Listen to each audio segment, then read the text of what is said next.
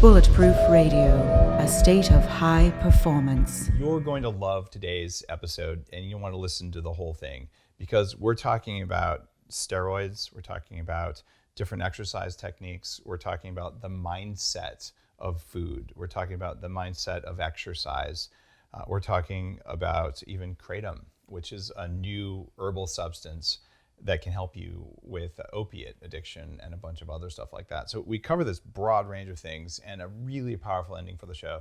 So tune in for the whole thing. It's just a fun interview and you're going to enjoy listening to it. You're listening to Bulletproof Radio with Dave Asprey. Today's cool fact of the day is that researchers have found some bacteria in your gut that can help you hack your athletic performance. We already know that your microbiome affects your energy metabolism, your inflammation response, and your neurological function. And funny enough, all of those are going to impact your athletic performance. So it isn't that hard to hypothesize, but no one ever measured this before. So these researchers said this is going to matter for endurance, recovery, and probably mental resilience, which is a core part of what matters to me at Bulletproof. What they found is that in exceptional runners, there's a type of bacteria that breaks lactic acid down after extreme performance. So they just have so much of this present that they do that. Now, in my case, I hack my own lactic acid levels by exercising with compression stuff and ice on my arms because I want more lactic acid in my brain as a signal. But endurance runners have too much lactic acid, so they grow bacteria to help them dump the stuff, which is incredibly cool. Does that mean you can be a better endurance runner if you take the right stuff? Maybe, if you feed it, because it's about what you eat that feeds the bacteria. So if you're gonna take your probiotic, you better eat something they can also digest. They found another kind of bacteria that breaks carbs down and fiber down, and we all have those, but they found different ones in endurance runners. Typically, if you eat Bulletproof, you're going to break your vegetables down into propionic acid, which is one of the short-chain fatty acids you can burn for fuel. So even though you're eating the right kind of carbs, they actually turn into fat before you use them, which is kind of cool, only if your bacteria work right. And they figured out in the study, at least they hypothesized, that the individual microbiomes of these crazy athletes probably took decades to develop. So it might take you a little while to do this if that's what you want to do, but it helps us understand as biohackers, look, this stuff really matters. What we don't yet know is how you can really precisely do this sort of thing. I'm pretty hopeful that my friends over at Viome, who now have the most detailed and precise map of what's going on in your gut that's ever been done for humans, that they're going to be able to do that. And you can head to viome.com to find out stuff about that, Viome. And you should look at the Bulletproof Radio episode with Naveen Jain, the CEO of that, who also is mining the moon for minerals, kind of a cool guy. And before we launch into the show, if you haven't had a chance to check this out, you probably don't know that Bulletproof makes coffee pods. So if you have something that takes K-cups, we've got your back. I'll tell you, you grind your beans. The Mentalist is my current favorite. That's like our medium dark roast. You grind them and you brew your coffee. You're going to get the very best coffee. That's how all the experts do it. But if you're in a hurry, you're in an office, or you're in a hotel room, the coffee pods can save your life. So you're drinking the clean coffee that doesn't cause the crash that can happen from drinking a lot of the coffee that's out there. So check that out. If you didn't know it and you've got one of those machines, we've got you. All right, today's guests are Mark and Chris Bell. Guys, say hi. How you doing? I'm Chris Bell. I'm a filmmaker. Mark Bell, powerlifter, right? And there we go. An entrepreneur. You guys stole my thunder here. But Okay. That's cool. I'm hoping that people learn to recognize your voices because it's tough when you're just listening if I've got two people at the same time. So I'll try to call. Similar sometimes too. Exactly. So Mark is a world and American record holder, powerlifter. About 300,000 people follow what he does and online on Instagram and all. And he could clearly crush me in his bicep right now if he wanted to. Although I might be able to crush you with my calves. I've got you got calves. some big calves.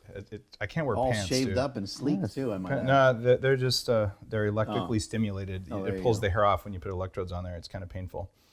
You built Super Training Gym, which Men's Health said was one of the 30 best gyms in America. So you're a guy who knows a thing or two about picking up heavy things. Yeah, I've been lifting since I was 12 years old, and I'm going to be 41 in December. So I've been doing it for a long time. And you also invented this thing called the Sling Shot, which I was just playing with, Right. which is something you can use for changing your physiology during push-ups. I just did 15 push-ups with this strange band across my chest, Right. so that when you're at the very weakest part of the push-up, you need less muscle activation, which is a good thing because it protects your shoulders. So it Yeah. seemed like a good move. It's a product I created because I tore my pec several times. Being a competitive powerlifter and pushing the envelope the way that I was, I went from bench pressing over 600 pounds to 700 pounds to an eventual 854-pound bench. And in my training, I started realizing that handling these amounts of weight with both my arms pinned behind my midline of my body was causing a lot of stress in my pecs, and I eventually tore both of my pecs, a total of 3 tears, to come up with the invention. So I always say I'm probably the only patent holder that can claim that I've torn my pecs to make my product. But the product is a supportive upper body device that allows you to handle more weight for more reps and more sets, which gets you more volume, gets you more work. Also can allow you to do a lot more work on the eccentric, the lowering portion of the exercise. And in addition to that, it's helping you with better form. So it's a cool hack, and we're not going to talk about that the whole show. We have no affiliate or any of that kind of stuff. It's just a guy who knows a lot about exercise and has done some cool stuff in the space. And on my other side here, we got Chris. This is a guy behind the documentaries Bigger, Stronger, Faster, Trophy Kids, and Prescription Thugs. These are big name documentaries. You've seen one on HBO? HBO was Trophy Kids, and then the other ones are on Netflix. Okay, so in fact, I think most people listening have probably at least seen the name Bigger, Stronger, Faster. Like that's something almost everyone's interested in, at least one of those things, right? Right. So great name for a movie. Thank you. And you interviewed a lot of people around the world about this quest for these different things, and just how do we improve people? Yeah, like 10 years ago, I was obsessed with getting stronger. I was still obsessed with powerlifting, and I was obsessed with the fact that I had this moral dilemma right in my own family. It was exhibited right in my own family. We have an older brother, Mad Dog. He actually passed away after we made Bigger, Stronger, Faster. But to go back, the reason why I made Bigger, Stronger, Faster is I was in the middle of 2 brothers, and I wasn't sure what the steroids were doing to them and how it affected them. And in the end, I wanted to make a decision, like, is this something that I'd want to get into, or is it something that's really bad? And that's sort of what the movie was about, and that's sort of where it came about from. Now, 10 years later, we have different goals, which we'll talk about. It's actually kind of cool. I want to talk about steroids and see what you guys think about Sure. that. I've been just very openly using testosterone since I was 26 years old. Oh my God. And the reason for that is when I was 26, my mom had more testosterone than I did naturally. Oh, no. Which was a bit of a problem. Yeah. Right. So when I started taking bioidentical physiologic replacement doses, not powerlifter doses, it's like, wow, like someone took the gloves off, my brain started working again. Right. So people say, oh, that's a bad thing. I'll just tell you, when you're 70, if you have the testosterone levels of a 30-year-old, you're going to like your life. And if you have the testosterone levels of a 70-year-old that are normal, you're probably not going to like your life as much. That's just how it is. So when we talk about steroids today, we're going to separate the anti-aging kind of, we'll call it medical use of them versus the, I want to do something my body can do. Right. I want full control of my biology. This is a tool set for that. Right. So we'll talk about that, but we're going to talk about nutrition, keto, powerlifting, and exercise techniques. And I want to pick both your brains because you both have interesting perspectives, and your brothers, you grew up together, so it's got to be a good story you're going to tell us here, right? Absolutely. All right. We're nuts. So let's start here, Chris. You have a nickname for your little brother here. What's that? Yeah, his nickname was always Smelly. And the reason why was... You probably noticed when I came in. I say it in Bigger, Stronger, Faster. When we were young kids, he would just be out in the yard playing all day, be running around. He was just always active, and he was always sweaty and smelly. And so he just sort of had that I hate to nickname. take showers. I was at that age where I didn't like, 11 to 13 or so. He had that nickname, and it kind of stuck, no pun intended. And then he went into pro wrestling when he was like in his 20s. So Mark actually wrestled. We actually found a guy named John Cena that we roped into pro wrestling.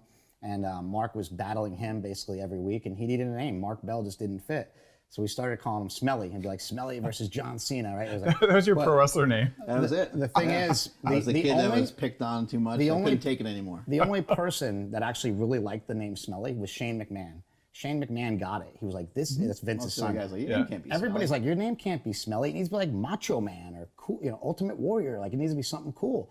smelly's derogatory. And Shane McMahon was like, no, that's it. He was picked on, and that's where it comes from. Wasn't one of the Spice Girls like Stinky Spice or something? Maybe, I don't know. Scary? Sporty? Scary. It was scary. Yeah, it Scary wasn't Stinky. Sorry, scary. I didn't mean to do that. But it's one of those things where it's a slightly negative thing, but it's also for wrestling. What the heck? Right. Who's going to forget Smelly? If the negative motivates you, then I guess it's worth it, right? That's cool. All right, Mark. You said you were 12 when you started lifting. Is this because you were called Smelly? And I'm going to say something that's going to piss off some of my bodybuilding friends. There's something that happens, and I say this as a guy who used to weigh 300 pounds. And I'll also tell you, I never really felt, I always felt alone, and I never felt very safe. Like there's some kind of looming threat that I couldn't identify. So there's two different ways you can compensate for that. And this is all unconscious behavior. Right. One of them is you get big because you're fat. And me, I had hormonal problems. I had toxic mold poisoning, but I also had some emotional stuff going on there. Right. And the other thing you can do is you can be like, I'm going to be invincible. I'm going to get big. Right. You know, I can pick a truck up. Is that what was getting you going when you were 12? Mainly it was my two older brothers that got me into lifting at first. Okay. Just because you were modeling older brothers who were doing that. A little bit. Okay. A little bit. It was a but positive motivation. I was probably about 12, and they were already showing me a little bit of strength training. They were showing me, my oldest brother, Mad Dog, was trying to show me how to squat, but I couldn't handle the weight being on my back. I was like, shit, You're 12, right? I was like, ow, that hurts, you know? And he's like, you're being So I had to kind of, I wanted to use that pad that they make for the squat, and neither one of those guys were letting me We do actually that. call it the pussy pad. We Oh, threw God. it in the garbage. I was like, I think we burned it. they wouldn't let me use that. And so what happened was I was playing with my football, my favorite football. I had a New York Jets football. We're from New York. I'm throwing the ball up in the air, just playing with myself as usual. And a guy yells to me, he says, "Hey, Bell, throw me the football." I turn around, and it's a family friend. He's actually like a friend of me. Like we all hate him. He hates our family. We hate his family. And flashback to early '90s, late '80s. This guy's got the mullet. He's got the acid wash jeans. Nice. He's got the fanny pack. He's got, for some reason, he had biceps. I'm not sure why, but he's like 17 or 16. And so when I turn around and I see this guy who's kind of jacked with a mullet, I've seen him around before, and he's like, "Hey, throw me the football." I was like, "Oh yeah, it would be cool to throw a football around with somebody." So I throw him the football, and he proceeds to catch it, turn around, and kick it as far as he can. He booted it into the woods, and I went to search for it and was never able to find the football. Aw. But from that moment on, you can flash to a Rocky montage of me training in our garage, banging out some curls and some bench press and banging out some push-ups. And at that point, I was kind of a fat kid too. So once I started to recognize, it was years later, but once I started to recognize that you can really change your body through some of this, then I really fell in love with it. One of the things that can happen when kids lift heavy before their bone growth plates fully seal is it can actually stunt bone growth. Right. So like my kids are always like, especially my son is like, I want to go do the ARX, right? Yeah. And I'm like, actually, you can do one exercise once a week Right. because it could take inches off, and also there's pretty good evidence that until you're 18 or something, Right. you probably don't want to really go down that path. Were you lifting really heavy, or you were just lifting? Yeah, for me, I started lifting heavy pretty early on. I was able to go into some competitions and break some like New York State records and stuff like that. I don't know how much real science there is behind the bone thing. I don't know how much it affected me. Maybe it did rob me. You're the taller of the two brothers by about 4 inches maybe, or something. Maybe right? it did rob me a little bit, but I do But know that actually, when you play, when we were younger, I would squat 600 pounds every single week. I had 600 pounds on my back. Oh, so that might have it might have affected me. Okay. Yeah, maybe absolutely. I wasn't strong enough to even hurt myself at that But point. when we first got into it, I was way stronger than him. I was always 100 pounds ahead of him and Oh, he's everything. 4 years older. Yeah, bench Got it, press okay. and whatever. But I was 4 years older. Got it. And I was like, he will never catch me. And so he would bench 355, I'd bench 455. Cool. He'd bench 430, I'd bench 500 or something. And it was always like just trying to push against Well, it's brotherly competition. right? stay ahead of him enough. And then there was a point where the switch flipped. He's like, I'm moving to Ohio, and I'm going to start training at Westside Barbell. And then he just started all in learning. at that point. Accelerated learning is what we call it. Accelerated learning. He just took off. And there was no catching him. We'll switch gears here. I didn't do this in the introduction, but you're really open. You're doing a film about addiction, and you spent some serious time as an addict. Mm-hmm. Right? When did that start?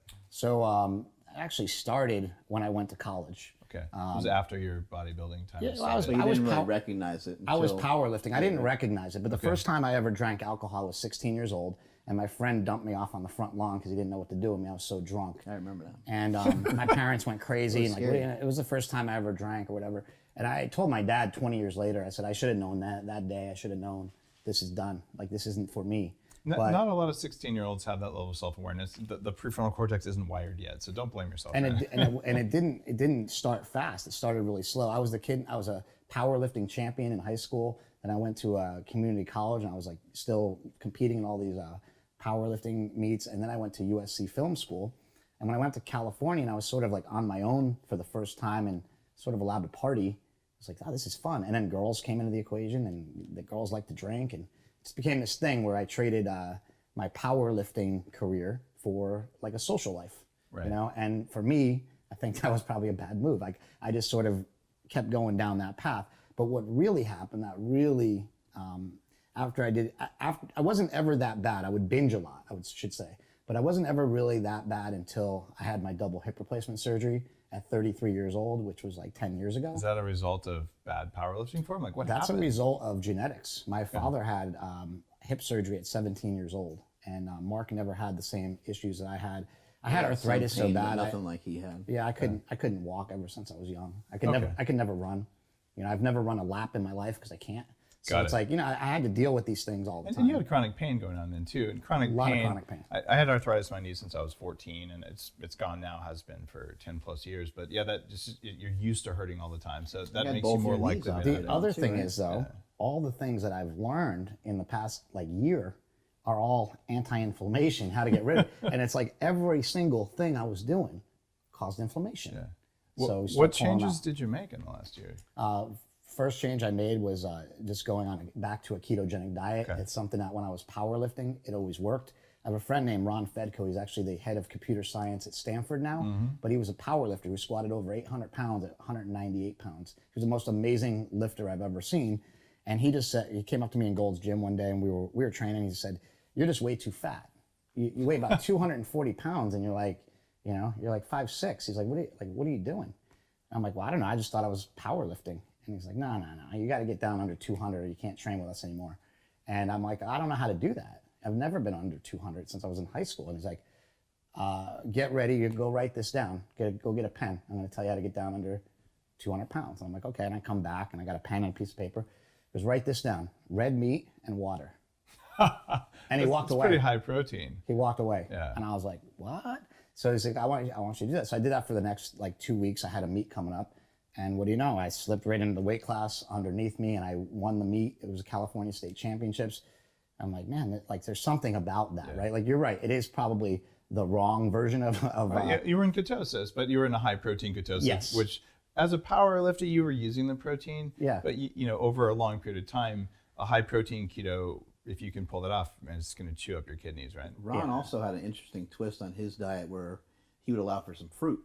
Yep. So he said if you felt like having carbs, he's like, eat a couple pieces of fruit. Well, So after fruit was like I part should of say it. after the meet, he put me on a more balanced diet where he added in like a bunch of vegetables and whatever. And so I was eating more of a cyclic ketogenic diet that actually went with my workout plan, which is really unique. So on like Thursday, I was allowed to eat some fruit, just a little bit, and some carbs, just a little bit, and then we would deadlift on Friday, and deadlift was like always the most brutal, day. So we had a little bit of carbs the day before, and sort of made sense on paper. It does make sense off paper too, and a lot of people are like, oh, Bulletproof diet's a zero carb diet. I'm like, what? Did you read the book? Yeah. Like, no, it's not, because the body will use some carbs, and I give my kids, it's summer. You're supposed to eat ripe fruit in summer. And so if they have a piece of fruit after dinner, great, that's fine with it. But if they have 6 pieces of fruit a day and you blend it into a smoothie, that's just not a good move. I'm a huge fan of the ketogenic diet, but I'm also a bigger fan of being more open-minded. And I'm a huge fan of like Bulletproof, because I try to introduce people to the ketogenic diet in the softest way possible. Are you saying that because you're on my show? Or like No. That's the reason why I wanted to come here. There's a reason why we're actually. You said you don't do this often, where you get people here. There's a reason why we wanted to come Just here. don't feel like you have to plug it. But if it's what you're actually doing, that's cool. Well, what I'm telling you is I've switched over to telling people. And I love Rob Wolf's stuff. I read a lot of his stuff, so I actually recommend more Bulletproof, Wired to Eat. Like, hey, read these books. I think they'll be really good for you to figure out what you need in your diet, rather than just trying to go straight keto because it's really difficult for a lot of people right off the bat. It is tough. And it's not sustainable necessarily for a lot of people unless you have a disease, right? We talked about that. If you have epilepsy, it is amazing how easy it is to stay in ketosis because seizures suck. My mom had epilepsy most of her life, and so I've seen that effect firsthand. So it's a strong motivation. You have like autoimmune inflammation. If you're not in ketosis, it hurts all the time. All right, those are very strong signals. But I find that I'll go to, like I gave a keynote at the American Academy of Anti-Aging Medicine. So there's a room full of 3,000 doctors. Yeah. They all know about ketosis. A third of the talks are about ketosis for aging. And I raised my hand, how many of you know about ketosis? And of course, everyone. How many of you are in ketosis now? And like 20 hands go up. I'm like, okay, we got a room of like the most learned people here who know it's good for them and they're not doing it. Sure. And what I found too is that unless you live in a cave, if you have a job or you have a family, staying in ketosis all the time religiously, it's as hard as being a raw vegan, which I was for a long time too, right? It is a huge commitment, right? Yeah. So like you said, the soft entry, and that's one of the things that I really worked on. But also I feel like there's a sustainability there. If you tell people like, look, you can never eat fruit again, and it's not true. It's really hard to somebody to stick to that diet, right? So I like that it's a little bit more open-minded and allows you to have these things because we've gone both ways. Like we've done the strict keto diet. Done all kinds of different stuff. And I've also, done. What's the goal? If the goal is to have someone start to lose some weight, usually when you lose weight, you become healthier.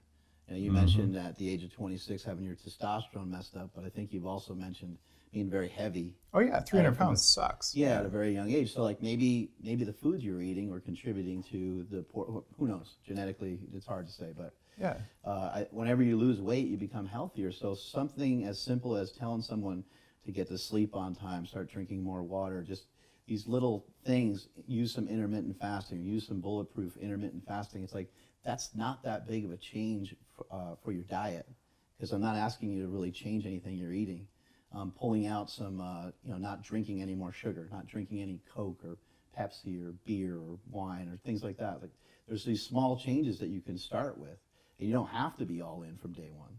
Yep, you're always going to be on some diet because you eat. So it's just a matter of like where on the spectrum are you? And one of the big things for me, having tried like you guys hundreds of diets, and for me gaining 20 pounds, losing 20 pounds, gaining 30 pounds, losing 20. So just kind of stepping up. Like every fat person ever who's tried to lose weight will do this until they find something that sticks.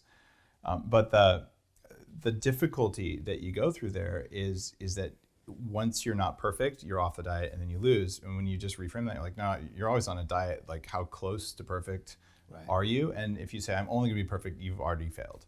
Because you're like, oh, I had red meat. Oh, but was it grass-fed? Yes. Oh, was it grass-fed organic? Yes. Was it raised by small children? Yes. Were they enlightened small? You could, like it doesn't matter. You can always be more perfect. And screw that noise. Sure. That's an eating disorder. You're going to have a lot of anxiety built up towards that, which is going to not allow you to probably lose fat anyway. Totally. That's interesting. You say it's an eating disorder because I felt like for a while when I first started keto at the beginning of this year, I had an eating disorder. I had two kinds of eating disorders. First of all, I had a really bad relationship with food. Yep. And I listened to Rob Wolf's book, and he's like, that's the problem. You have a relationship with food. He's like, you shouldn't have a relationship with it. It's just there, And he's like, figure out what you need and go get it. And that just opened my mind a little bit. A lot of the neuroscience stuff that I do, and I run 40 Years of Zen, this neuroscience thing for execs, you realize that you're constantly telling yourself a story, and that the nature of the brain itself is it's a pattern matching system that predicts the future. And if the future doesn't match what you predict, then you notice. Otherwise, it's invisible to you. Like, it's fascinating, the tricks we play. But the story that almost everyone has about food at some level or another, it's entirely made up because food's inanimate unless you're eating something that's still alive, which is unusual. So what's going on there is there is no story that's real. It's all you predicting the future, all what you're saying to yourself. And if that narrative or that pattern matching system or that prediction for the future is wrong, you're going to look at the food. You're going to predict that when you eat the food, it's going to make you feel loved, or it's going to make you feel safe, or it's going to do something. And it's all bullshit, right? But until you recognize that that's happening, and you can do that in keto, you can do that eating a whole foods diet, you can do that as a raw vegan, and you can do that eating the standard American junk food diet. It doesn't matter. The story is part of the equation. It's all things you made up. And what I share with people all the time is that you're one meal away from being back on your diet. You're one meal away from being out of it. But it's okay, because if you're gonna eat, you're gonna eat some chocolate cake. You're gonna just go crazy, eat some ice cream, pizza, whatever. You're just one meal away from being back in. That's not a huge. You don't have to beat yourself up over it. Enjoy it. It's done with. Move on. Well, this is an interesting question for you. As a power lifter, I in the mid 90s, when I was really looking at, all right, how am I going to lose this weight, and having 18 months in the gym, 6 days a week, half weights, half cardio, not losing any weight. So I really started digging in on all this stuff. And one of the things I read was a book by Rob Fagan called Natural Hormonal Enhancement. It's one of the first like steroid-free bodybuilders. Yeah. And he really introduced me to some of the ideas that I've evolved over these years. And he though had like a cheat day sort of thing, but it was different than the 4-hour work week kind of cheat day where it's like eat a bucket of crap. And I used to do that. Yeah, and I think a lot of bodybuilders do. But I found out like I'd eat my crap on Friday night.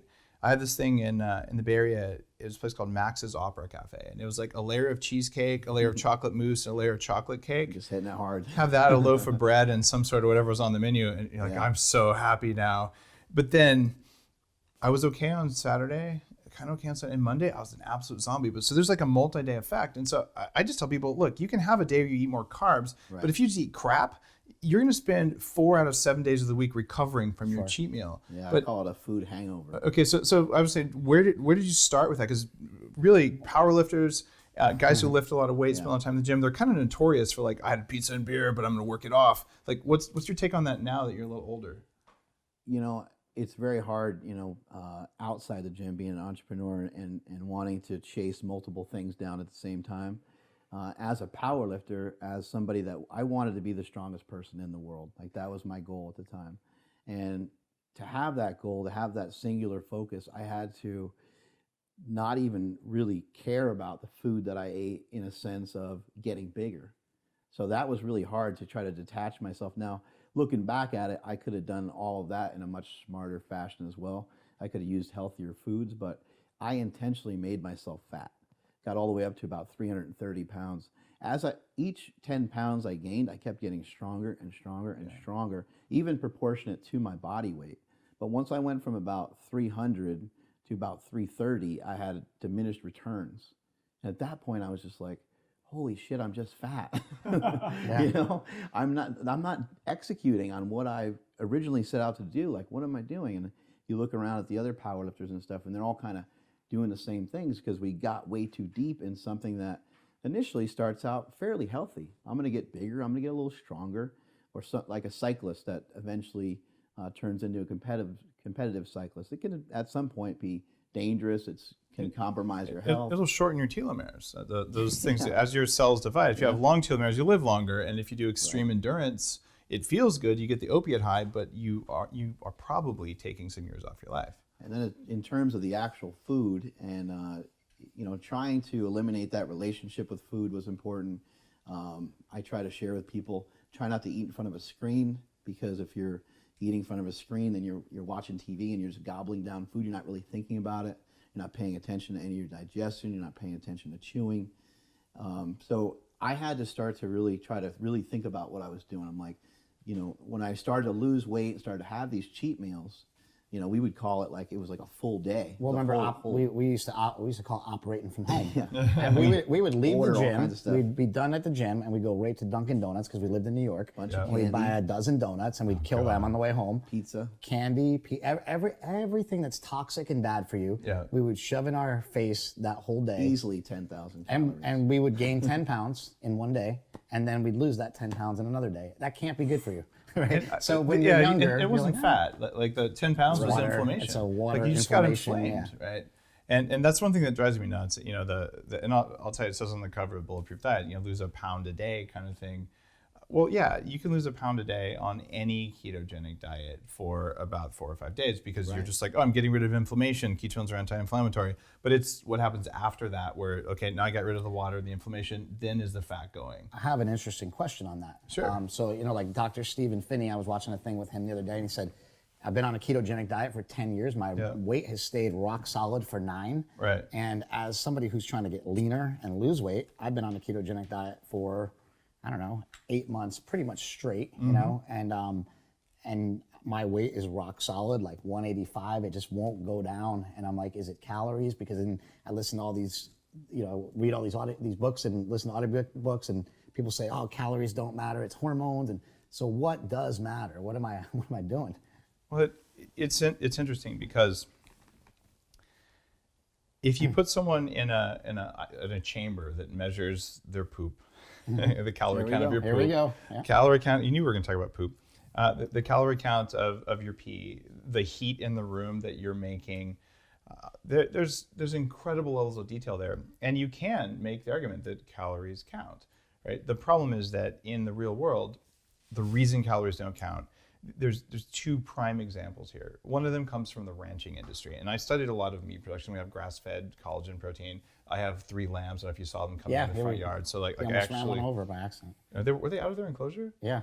Bastards, they keep knocking down the electric fence. Anyway, so you guys know I really am an organic farmer here. These guys are witness. So what commercial ranchers will do is they look at something called feed efficiency, which frankly shouldn't exist. So, and this is how fat can the animals get on how few calories? So wait, they're getting fat on less calories. Do they make more money if they do that? Yeah. So they take something that is actually a mold toxin. It's called zearalenone, and it's concentrated into a little waxy pellet that goes in the cow's ear. It's called zeranol. They put it in the cow's ear, and magically their feed efficiency goes up by 30%. They get fat on 1/3 less calories. Wow. Okay, so if that is possible, then it's not about the calories. Like that is point positive. You cannot say it's a calorie equation, except if you lock the cow or the person in a chamber and you limit calories, they will probably lose weight, but they won't all lose weight at the same rate. Right? Yeah. Which is also, wait, how is this possible? And there's some interesting theories about water chemistry, mitochondrial efficiency, all sorts of interesting stuff going on there. So what's going on with you is I would hypothesize that you may have one of the genetic things. MTHFR is a common thing I've written about, that I've talked about it. And a lot of times when people don't respond, some of your mitochondrial pathways are blocked.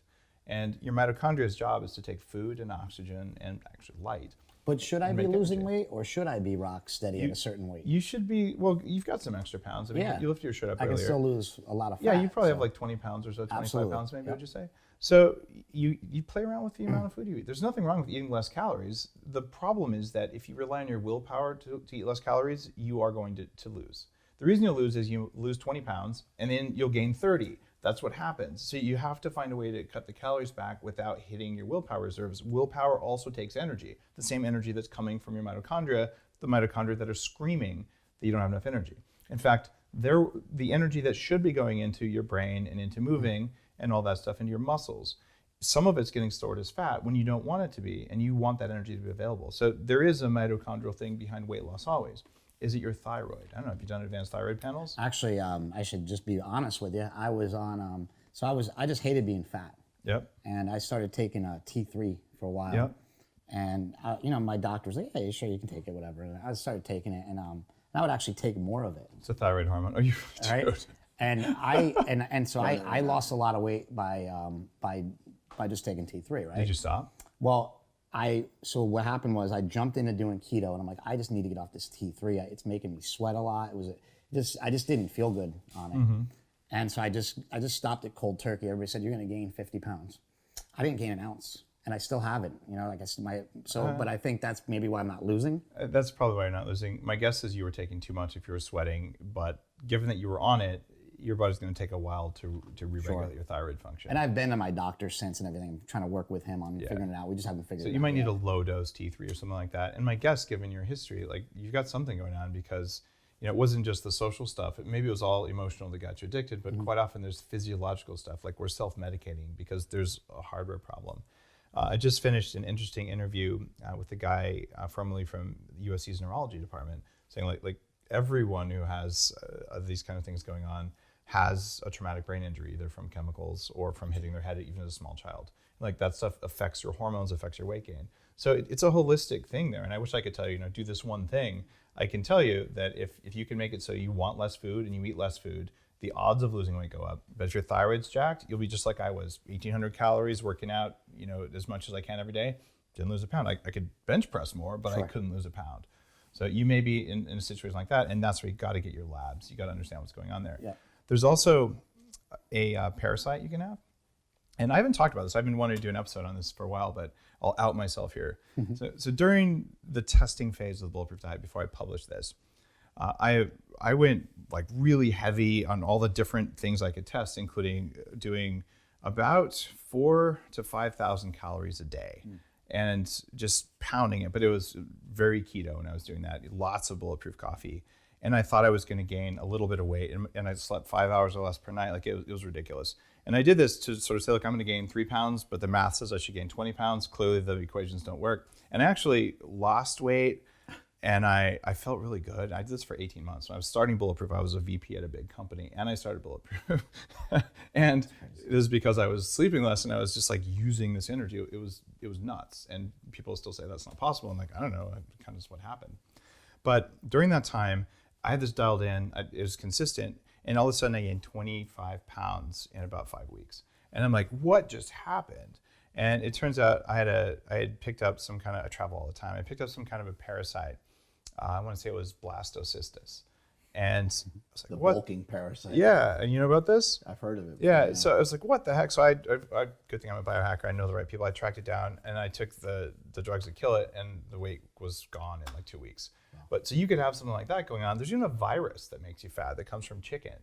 And if you get that, like you're gonna be fat. Fat virus. Yeah. So there's weird stuff going on that we don't necessarily know about. That's part of it. So long answer. It's a great excuse. I caught this fat virus. Yeah. How much chicken? Yeah. I think it's from getting scratched by chickens, but there's stuff we haven't paid attention to. But you might look at your gut biome. Get the biome test. That's going to tell you more than you've ever that's seen. the next step was after learning as much as I could about the ketogenic diet. Now I dove into the gut biome, and I'm realizing all the stuff that's in there. And our next documentary, Mark and I are going to make a documentary together, and that's why we're here talking to you too. Is we want to explore all this stuff. I never realized that your gut microbiome meant anything. Now I'm realizing it might mean everything. It means a lot because there's another microbiome inside you. And I'm supposed to be interviewing you guys, but I got to get on my soapbox for a second here because this is like... No, this is great. I love it, man. Well, I spent a couple of years writing Headstrong and really like... Great book, by the way. Thank you. I did love it. Just comprehending the mitochondrial thing that's going on. And the way I view the body now is you're a petri dish and you've got a quadrillion ancient bacteria and you're managing their biome. So it's your mitochondrial biome, and that includes the environment around you. And then you have a gut microbiome, and there's actually less bacteria in their gut than there are mitochondria in your body, but there's more bacteria in your gut than there are cells in your body. So if we believe we're a collection of cells, it's one thing. If we believe we're a collection of mitochondria, it's a different thing.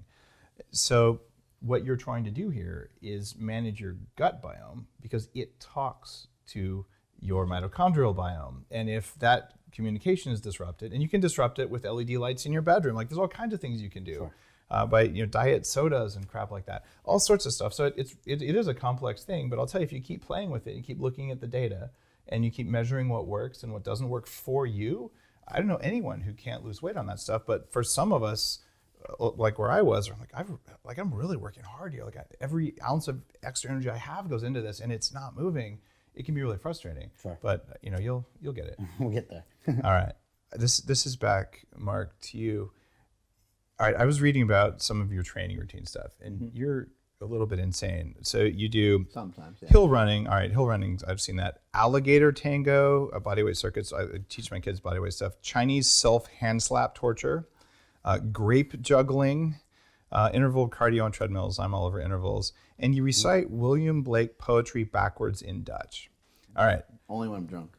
Oh, only when you're drunk. All right. Yeah, so speaking of hacking, somebody hacked my Wikipedia. So that's where that information comes from. Is that not true? It's 100%, yeah, it's 100% not true. It was actually me.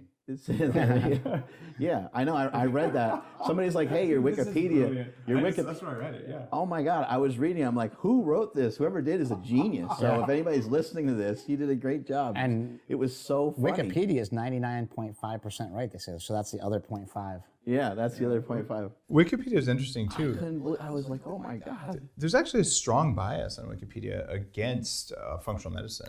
There's there's about 500 people who are like the real heavy editors, and it's definitely not an unbiased encyclopedia. It's influenced. It is highly influenced. It's unfortunate. I think we can do better, but there's a lot of almost like Reddit-like trolling behavior amongst people who do commenters. One of my good friends is one of those 500, and you're like, wow, is that really like a lot of like political intrigue and all. Check your sources. So basically, guys who are editing Wikipedia, and a friend of mine, you know who you are. You gotta fix Mark Bell's page. It got a little. I was like, grape juggling. I could see a neurological thing because I actually do juggling on a balance thing for cross patterning, and I was like, I don't think I can figure out juggling. My brain doesn't work. Our dad can juggle. I keep dropping them. So juggling is great for you. I don't know what self-hand slap torture is. I don't think I want to know. And I was like, I can tell you, NBC Dateline interviewed me while I'm playing. You saw the robot ping pong table downstairs. Yes. So Daniel Amen, the Change Your Brain, Change Your Life guy, who really did change my life. He's like, Dave. He looked at me and says, just get a ping pong table. I'm like, really? Yeah. So I have this robot thing, and it'll serve ping pong balls fast. So they've got me on camera. There's like this whole crew and like stacks of lights and all this crap. And like, we're going to interview you while you're doing high-speed ping pong. Like, and I'm like, okay, can I do this? And I got to tell you, as a cognitive workout, being able to pay attention to balls and speak, and I never said or stuttered, which was like my win for the week. Wow. But it was, so I was like, okay, maybe really you're like doing hard things. Yeah. So whoever wrote this, I'm like, I could almost see this. So you got me, whoever the editor is. That's hilarious.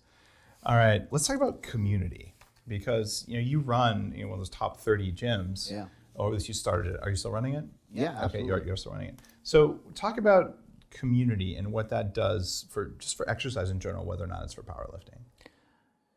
First of all, I think it's always a good idea to enter anything, try to do it with somebody else, and put things out in the universe and tell people. If you're going to try something like the Bulletproof diet, or you're going to try any ketogenic diet or anything like that, I think it's always a good idea to share with somebody else. Maybe you can get somebody else to do it with you. Like, yeah, I'll do it with you. My brother and I, we started the War on Carbs a few years back, and we shook hands on it and everything, and it's good to be accountable for things. So at my gym, Super Training Gym, which I started in 2006, what really makes the gym unique, what makes the gym different, is that everybody there has a very similar goal. We all want to get stronger, and we know that if we invest time into each other, that's going to help us get stronger. It's going to help the individual get stronger. So sometimes people will come in there and they'll be like, I don't want to get in anybody's way, because they're intimidated by the weights that we're moving around. But the biggest way to get in someone's way is to not do any work. To sit off in the corner is number one way to not participate and to not help what everybody's doing. So the number one way is to get moving and to work on yourself. And while you're working on yourself, he's going to encourage me to do a certain weight. I'm going to encourage him to do a certain weight. And so we all end up helping each other out. The gym is also free. Super Training is a place that I have, there's no way for me to pay back Super Training Gym. It's like a lab. I've been able to test all my products in there and test my own training methods in there. And so I get so much back from the gym. It's hard to ever repay any of that. But so anyone can just show up, you're saying? Or do you we make it a little bit complicated, but yeah, just about anybody can show up. They usually hit us up on Instagram, or they'll email us or something like that, and then we just kind of vet them. But any Sunday, anybody can come through the doors and check out the gym, and we try to be open. Like, lifting and exercising is hard enough as it is. We don't need it to be harder. We don't need diet to be any harder than it already is. We don't need anything to be more negative than it already is. So I'm trying to create a lot of positivity, and by having that positivity, it helps create a community of people that will literally do anything and everything to not only ensure their own success, but other people's success as well. We're about to move the gym. The gym is in a 2,500 square foot facility, and we're moving to a 23,000 square foot facility. And the second that we move, the whole team's going to be like, yep, I'm there, I'm helping. Like, no one's going to be complaining. The last time that we moved, I barely touched anything because everyone's whipping around so fast, grabbing mats and the squat racks and so on, moving everything around. I see a lot of people. I used to do this when I'd go to the gym. This is, when I was doing my 6 days a week sort of thing. I'd put in the headphones, put on a baseball hat, and I wouldn't make eye contact with them. I'm like, I'm just here to do this. It's sort of the opposite thing. And I was a little bit Asperger's back then, so that could have affected things. But I mean, I see a lot of people go to the gym with headphones, and it's almost like they're avoiding community. The gym exercise is supposed to make you feel better, I think everyone thinks I'm going to go in there and I'm going to torture myself and I'm going to kill it. I'm going to kill it. I'm just going hear that all to, the you know, I'm going to beat my body up because it's good for me. Right. And yeah, I certainly was doing that. Right? to some extent it is good for you. But you shouldn't be lifting angry. You should be lifting happy. You should be exercising happy. It should be, maybe you don't want to do it every single day, but that's kind of the reason why we have other people there, to make you accountable for showing up, because he might not want to show up on a certain day. Maybe he's down. Maybe his girlfriend broke up with him or something. Yeah. And I can pick him back up and say, hey, this is important to us. You know, you've already said this is important to you. You're on a mission to lose weight. You're on a mission to look better and to feel better. Let's make each other accountable. And we can worry about other stuff. We can cry later on. You know, we could worry about that stuff later. But we don't even allow headphones in my gym. You're not allowed to wear headphones. So people can play whatever music they want. They could rage and go as crazy as they need to. But you're not allowed to be off in the corner by yourself. You have to participate in everybody else's workout. And the no headphone rule, like I was shocked. I was in the gym training because I live in LA and he lives in Sacramento. Like, got headphones on. He comes up to me. He's like, hey, no headphones. I'm like, I'm your brother. Like, he's like, no. Yeah, you're my brother, but you're in my gym. No headphones. And I was like, wow, that's really cool. And I thought about it. And then when I got off the plane, people to communicate with when I got off the plane this week to go, because I flew up to see him first before we came here.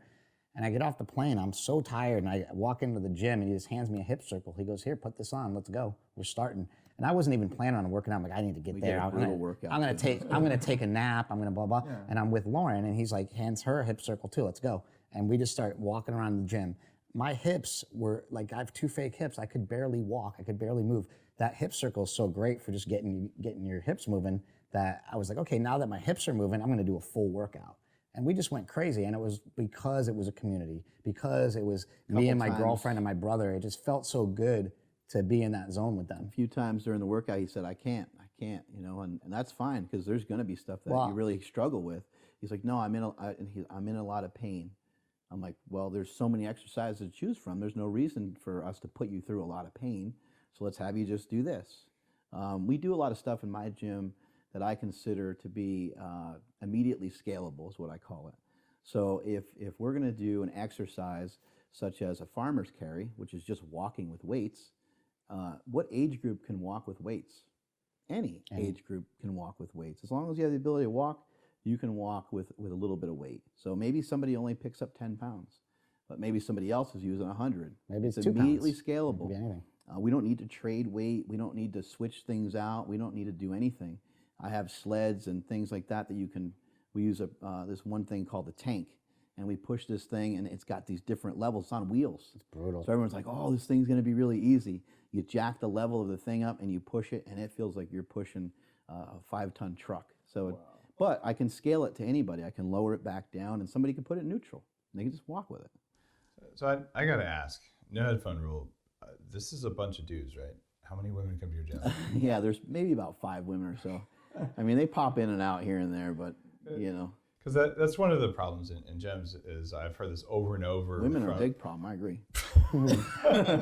Not where I was going with that. Whoops. There's a lot Sorry, of Andy. Bulletproof women who use Bulletproof coffee and they're getting the benefits. But they talk about going to the gym and they're like, if I don't have headphones in, like guys are constantly trying to chat me up. Like, I'm here to work out. Like, I'm not here to be stared at. It's a different environment, maybe you'd say to that. Oh yeah, our gym is so different. If somebody hit on somebody, they get so made fun of. Like they would get destroyed. Yeah, that's not really going to happen much at my gym.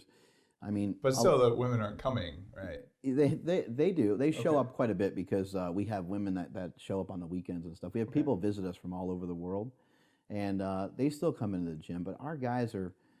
A lot of the women have commented before. They're like, I really like training in here, and they don't care like if they're wearing shorts or like maybe they're self-conscious about. You know, these girls are wearing these little booty shorts nowadays, and a lot of the girls are like, I would never wear these in a regular gym, but I feel comfortable just wearing like whatever I want. It's about the exercise in the community. It's about lifting heavy, but I mean, for the most part, it doesn't really operate the same way a regular gym does in any fashion. Yeah. So that's a part of the community there. So there might be an argument for headphones if you're in a gym and you don't want to get harassed.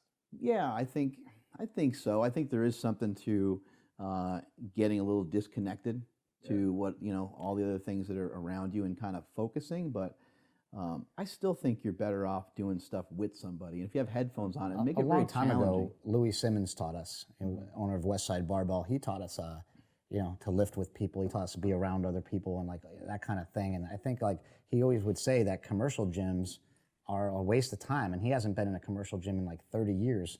And I'm like that's great. And that's sort of what Mark, takes those lessons and goes, yeah, like this isn't a gym for me. Think about it. Like if I said, Dave, let's go do push-ups right now, just against each other. You'd be like, I don't really want to, but sure. Mm-hmm. Like, it's just a challenge. Like, and it's a way to get someone exercise, way to get someone involved. And you're a competitive guy. And who knows, like a push-up is kind of scalable. I weigh a different weight than you just because I've benched a lot of weight. Doesn't necessarily mean I'm going to win that push-up contest. Yeah. And so therefore it makes it fun. I knew we were going to compete. I put estrogen in your Bulletproof coffee. Sorry, man. Oh my God. I felt my nipples being a little bit more sensitive.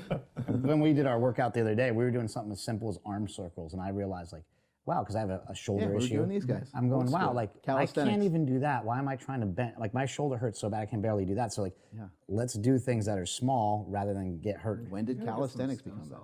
Yeah, we were just talking about that. I listened to your stem cell. I have injected every. And you think, boom, it's the way to go. Changing, absolutely. I need that. Those old injuries go away. And for you, having been an addict, you have chemical brain damage. You had a doctor on that does it for chronic pain, I believe. Yeah, we had. Harry Adelson's been on. Yeah. Kristen Camilla has been on, talking about stem cells. We've got Matt Cook coming up here. So there's. I just need their info. I'll be there. All right, good. No, I'll hook you up afterwards. Yeah, absolutely. There's really and it's becoming way more affordable than it ever has been before. So it used to be like fly to Germany, like a pro athlete and spend $50,000. It's way cheaper than a hip replacement. We'll put it that way. Well. All right, now you guys said something else. You said you're not at the gym to kill it, but you started a site called the War on Carbs. Right. So are we going to ever win the War on Carbs? You know what? I actually really hope so. My brother and I, we were in Malibu recently. I was out there with my family just enjoying some vacation time. And we were hanging out and we were pulling out of this driveway and we saw somebody smoking. Mm-hmm. And he was like, wow, people still do that? Is that still a thing? I said, in California? Goal, I said, what I want to make my goal is for people to say that about obesity. Like people are still making these bad choices. People are, that's still a thing. It's going to take a long time for the education to get out there. It's going to take but hopefully we can at least start to reduce the number of people that are falling into these traps. Also, I think with my children, my son is 13, my daughter's 9. From the time they've been very little, I've been communicating with them about nutrition, and it's never like, hey, you can't eat that, or you can't do this, or can't do that. I just tell them, too much ice cream can. When they were really little, I would say make you sick. Yeah. As they got older, I explained it more. My daughter's 9.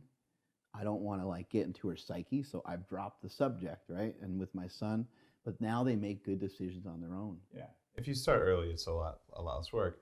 But I mean, the war on drugs has been an abject failure. Yeah, absolutely. So it's not about really launching a real war. It's kind of like more, we were kidding around, but we're saying in our own mind, if you're looking at something that has a lot of carbs, you're looking at a piece of cake. You're like, no, I'm on the war on carbs. That's sort of what we're talking about. Yeah. We're not talking about not eating little carbs that you're going to find in your vegetables, That's one of the dangers of even just the whole keto movement right now. Yeah, it's hard. One of the guys who helped push keto, because it's been so valuable for me. But what I'm talking about is cyclical, because the immune cells in your brain, the glial cells that trim extra neurons and provide maintenance in the brain, they actually like carbs. They do better with some carbs. There's something about a keto that I feel is kind of cultish in a way. And I don't want to be part of something. It shouldn't be that way. I want to use it as a tool. We shouldn't be throwing stones at each other. So give me a war on corn syrup. Sure. Let's end that. It's sort of more what we're talking about. A war on bad, well, the things I'm taking it one person at a time too. Getting one person at a time to commit to walking a little bit more. Getting one person at a time to take care of their sleep a little bit better, hydration. Well, he started food. On his Instagram, hashtag 10-minute walk. And we have all these people losing weight just because every time they eat, they're going on a little bit of walk afterwards. How hard is walking? It's easy. I can even do it. That's impressive given the 2 hips. Yeah, we walked this morning for an hour, right? Yep.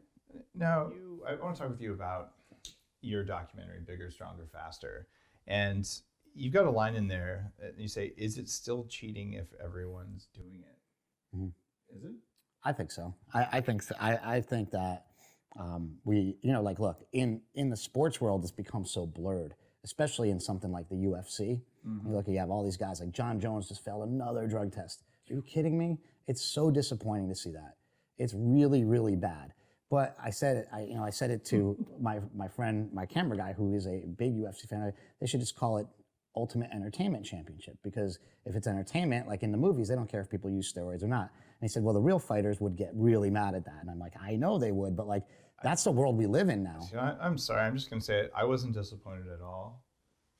And people will probably be mad about this too. I wasn't disappointed when Lance Armstrong got outed. The only thing I was disappointed about is that they lied about it. Yeah. Right. And the only reason they lied is because the people who made the rules forced them to lie. I think I'm in the same boat as you, but I still think that like you shouldn't, when Lance had, sued people and done all these other things. That was clearly not okay. Sure. And I know one of the guys who's done coaching for me was a Tour de France coach for 9 years. Jeff Spencer has been on the show, and a good friend. And I mean, he was heartbroken because he was taking care of Lance and didn't know, right? Yeah. And that's one thing. But it actually makes me mad because the science, the learnings that we get from people who put their lives at risk by using supplements like this or hormones, whatever, wouldn't it be nice if they all just said what they were doing and maybe even vetted it with a panel of doctors and shared the data so that all of humanity could learn from these people? Because if they're doing it and no one even benefits and then they die, like, okay, it was entertaining, but like all the knowledge was lost. And if your mission, like, I'm going to kick ass at any cost and I'm willing to take 5 years off my life. By the way, they did a survey of gold medalists and almost to a T, they're all like, yeah, of course I would live 5 years less if I can hit the gold medal because that's what matters most to me. And they're like, well, we're going to stop you. And you're a 45-year-old competing against 25-year-olds and you must have old man testosterone instead of 30-year-old testosterone. Like, that's actually, like, that's masochistic. And so I think you're talking, when you say like you weren't disappointed, that's, I think, a different rule set. Like I'm saying, like, if the rule says you can't use steroids and you use steroids, then you broke the rule, right? Yeah. But maybe they should change the rules. I think that's rules, where we got to look at. The rules are the problem, and it from a sportsman perspective, yes, it's disappointing. But setting up a system where it's a broken system. We need to change the rules. Yeah. And perhaps we do say, look, these substances are so dangerous that we have a special class. Like, if you're going to use them, like, it's your body, do whatever the hell you want, and you're going to show up, and then you get the counterpoint. It's like, okay. We've also found that steroids in certain doses aren't that bad. Like, they're not that negative, but because we forced it into a black market, you can't go to a medical doctor and be like, look, I want to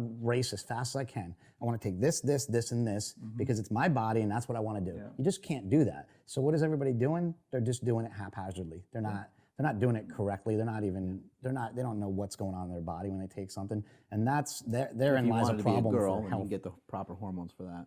Yeah, sure. Yeah, it depends on what your goal is, right? It's a fair point, and I actually would put all of that in the realm of biohacking. The definition I wrote when I was first coming up with that term, and just building a movement around biohacking is it's the art and science of changing the environment around your body and inside your body so you have full control of your own biology. Period. So full control means you want to change from one gender to another. That's full control. You want to be the most powerful fighter on earth. That's full control. You want to be the strongest, like the strongest man on earth. Look, there's trade-offs on any of these things, right? I want to live to 180 years old and still be functioning on that age, right? All of those are different goals. The tool sets are the same, but to just sort of randomly say, you are allowed to pursue your goal, but you're not allowed to use the most powerful tools because someone else might also do that. Like, that just doesn't strike me as what humans do. It never has. In 1982, Dan Duchaine was the steroid guru in Venice Beach who wrote the Underground Steroid Handbook. And when he wrote that, he said to people, this is a revolution. This is going to change the world. And he truly believed it. He wasn't thinking of like, I'm a dirty underground drug dealer. He was just thinking, these are all the tools that people need in order to get here, and everybody can start using them. So everybody started using steroids because of Dan Duchaine in the Venice area. I actually bought the rights to the book Steroid Nation. I'm making a scripted television show out of this show, Steroid Nation, because I think people need to know this. Dan Duchaine didn't only, in my treatment for it, in my pitch, it says he was the world's like original biohacker because he was the guy. He's one of them. Sure. He was the guy doing it to himself before anybody else. Like, sort of. I'm sure there's a million people before him too. But in the steroid world, he was sort of the guy, right? And he was upset when his revolution was not debunked, I should say. It was like not debunked. His revolution was squashed kind of by like the death of Lyle Alzado and a lot of other things that happened, where he's like, you guys were part of the revolution. When Lyle Alzado lied about steroids killing him, like that crushed, Duchesne, that crushed his like, thought of like, this is supposed to be a revolution. These are supposed to be things that can help us, not things that are hurting us. And I think that he also was a little bit twisted, and he would take things way too far. And that's where we get into danger and trouble. Innovators do, but I got to tell you, how many people died learning how to have airplanes? Like thousands of people died learning how to fly. I was just thinking that when we flew in here, because the planes land on the water. I'm like, who's the first guy that did that? And here's the deal. When you're an innovator, you take risks like that. And you remind me of this infographic when I was first defining biohacking. I'm like, where does the knowledge come from? Powerlifting, bodybuilding, the radical anti-aging movement, U.S. military special forces, endurance athletes, animal husbandry. Like there's a lot of knowledge because you can test on, on 1 million cows. Yeah. You lose money if you're not doing it right. So there's all these sets of knowledge that have never been brought together. And so absolutely some of the original biohackers out there are military and bodybuilders. And he was more of a specific biohacker to like, I'm going to figure out the steroid thing or the hormone thing. I have control of this aspect of my biology. And he did. I mean, the guy was, a wall of muscle. We had a guy on Mark's podcast the other day, and he was talking about like, oh yeah, Dan Duchesne, Gatorade and bacon diet. And we're like, I don't even want to know how that works. I just don't even want to know. Yeah. I actually tried to Google it and I couldn't find it because afterwards I was interested. But and the thing is, if your goal is not health, but something else, right? It's your life. It's your goal. You're Absolutely. going to do what you're going to do, and that's why I want to ask. I think we need to be fair too. Like when we are helping people or when we're talking, like, look, what's the goal, right? And I think that Mark has taught me that there's a lot you can learn from people younger than you. My younger brother taught me a lot because he would always say, yeah, but you're missing the point. What's your goal? Like I'd say, oh, I can't deadlift anymore. He'd be like, who cares, dude? You got to get that out of your head. You're not a power lifter anymore. You're a great filmmaker. And it took a long time for me to accept that maybe I was good at something besides lifting weights. And that was a personal thing. That was something that like when I started, when I was young, I was really good at lifting weights. And it's the only thing that like I was short, I was fat, I wasn't pretty, like all the things. So like when I found lifting, I was the strongest kid in my school. I could bench press 400 pounds raw in high school. Never took a steroid until I was like 28 years old or something like that. So like I was just way stronger than everybody, and it gave me so much confidence that I think in the end where I got what I actually wanted to be a filmmaker, I didn't care because I couldn't bench 500 pounds. I couldn't, it was like a failure still. Yeah, but my goals changed, but I didn't realize it until later on. That's what scares me the most about the sort of bigger, stronger, faster perspective is that the decisions you'll make when you're 20 about what matters, your prefrontal cortex finishes 23, 24, and I have a great concern about people who really should have healthy steroid levels like I should have when I was 26, going out there and using steroids and even some of the more aggressive smart drugs. Like, don't do that because you're going to care about different things. I learned so much running an anti-aging nonprofit group. So here it is, I'm like 30 years old and I become like president of this group, and most of our members are 60 plus. One of my board members is 88 and dating a 35-year-old. But I'm like, what they care about when they're old, and to a T, you talk to your elders, and they're like, I really wish I'd have known that when I was younger because I'm still recovering from the crap I did. I'm sure you have a lot of people that are like in their 20s that will probably comment on your stuff or say stuff, and it's like, but like you don't have the same goals, but they think that maybe you do. Like like, well, he doesn't even lift, bro. Like that kind of thing, or like it's like, but that's not the goal. The goal isn't to be huge. The goal isn't to live long. Yeah, and part of my mission with Bulletproof is just to be like, look, if someone would have told me all the stuff I know now when I was 20, it would have saved me a lot of effort and a lot of struggle. Exactly. So if I can share that knowledge and I can tell you, look, this is a lot of risk. This is going to work with less risk and still get you there. Like, that's the stuff that's the most precious. So I hope. I think when I was young, I didn't listen to those people. I'd be like, those guys, because we'd always see the old guy in the gym going, I used to bench 500. But he would say, I never want to be that guy. And as we're turning into that guy, it's you definitely change your goals. You have to, You do, and that's the risk or you'll of be miserable. that's the risk of making short-term decisions about like very powerful steroids or something when you're younger. And that is the counter argument to this, like let people do what they want. It's that it is your body, and if you make really bad decisions in your 20s, whether it's about addiction, whether it's about you ripping your pecs over and over, you do pay for it. So you're 44. Yeah. So am I. So we're at the same age, right? So when I was younger, though, the goal was always like bigger, stronger, faster. Now that I went through addiction and almost died, like hell yeah, the goal is to live longer. You know, like it's really, really changed everything that I do. And also, I say sobriety has been the best teacher for me to go on a ketogenic diet or any sort of plan, any program. It doesn't matter what program it was. Learning how to say no to alcohol and drugs when I was so addicted to it. Learning how to just walk away, learning how to not let that affect my psyche, learning what caused it and all the things that caused it. You're like, wait, the fact that I'm jealous of somebody might have caused this. The fact that I'm angry about something somebody did when I was like 8 years old to me. But the fact that somebody kicked my ball into the woods is what caused me to be this asshole. Like, I don't want to be that anymore. So you consciously make decisions because we have what? Education, and we have experience. You nailed it. And I'll tell you right now, all of the trolls on the internet were bullied in high school. Yeah. Seriously, that's how it works. The psychology is abundantly clear. And when you just learn your old stories there, if you get pleasure out of that, like you're getting even with that guy in 7th grade. And a ton of entrepreneurs are also people who were bullied in high school. Like, they're going to get even. Yeah. You have the same thing going on with the powerlifting. Right. Not going to happen to me. And it's interesting when you switch out of that. You're like, I'm going to do it for another reason. I think that's when the gloves really come off.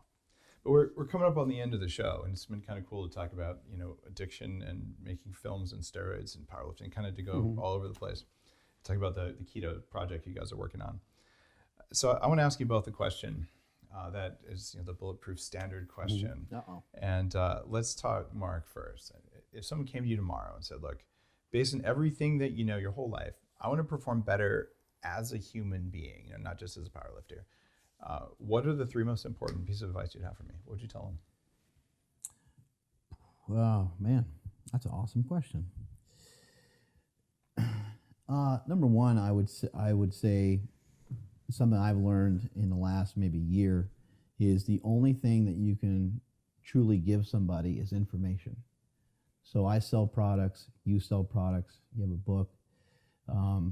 But if you share with somebody information that they can actually utilize, they can use that their whole life.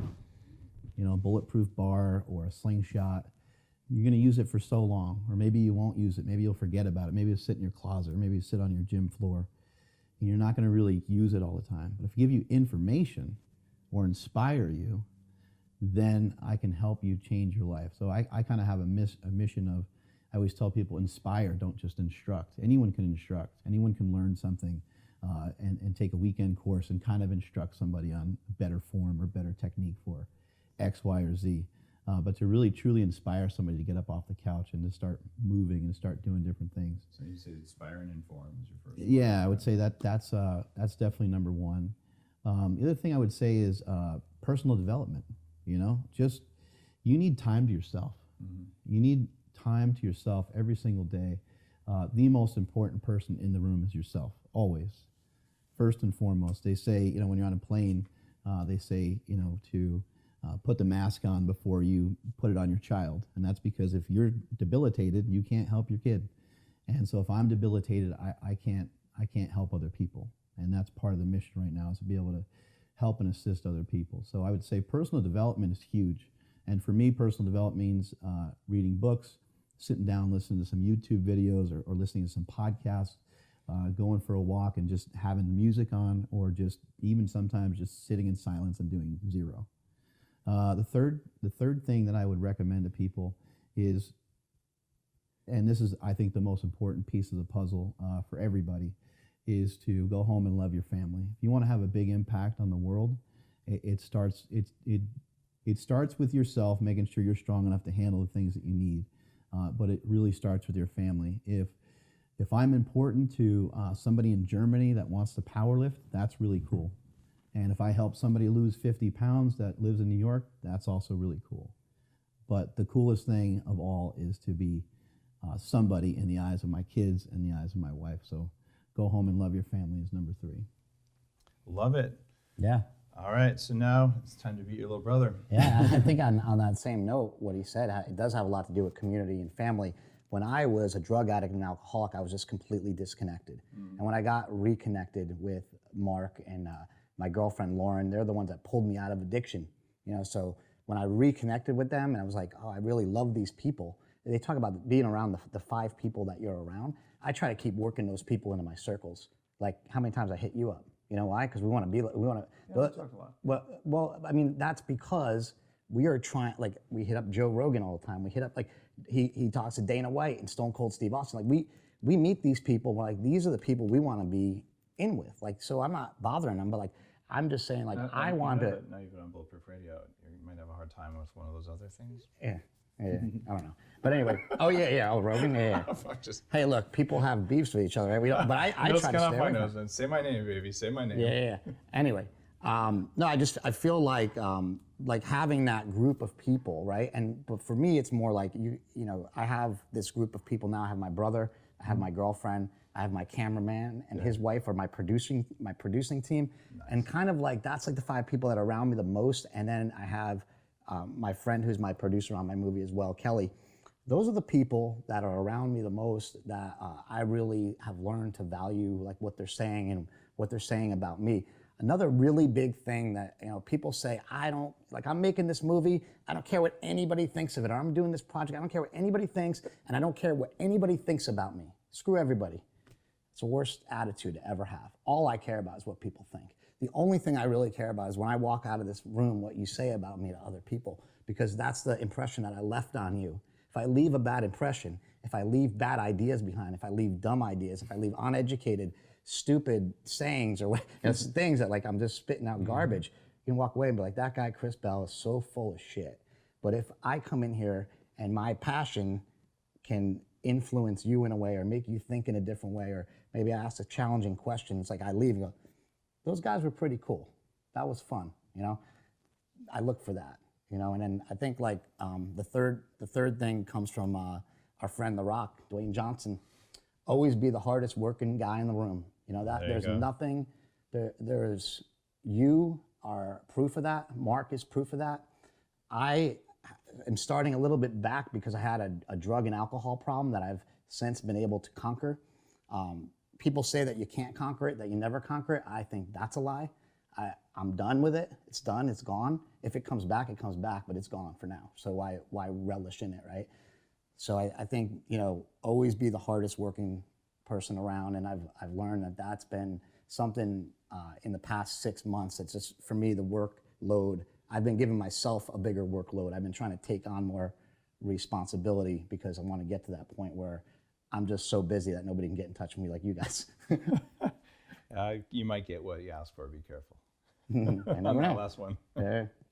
Yeah. As long as you're allocating your time in a way that that gives you energy, and you're busy, it's amazing. I should say the biggest gift I've ever been given is this talent that I have that I believe I've been just given it, like to make films, to influence people with the media that we have, because I just think media is so powerful. And I just think my brother's wife, Andy, her mom came to me crying and said, after I got out of rehab, I'm gonna cry saying it. She said, don't lose that gift.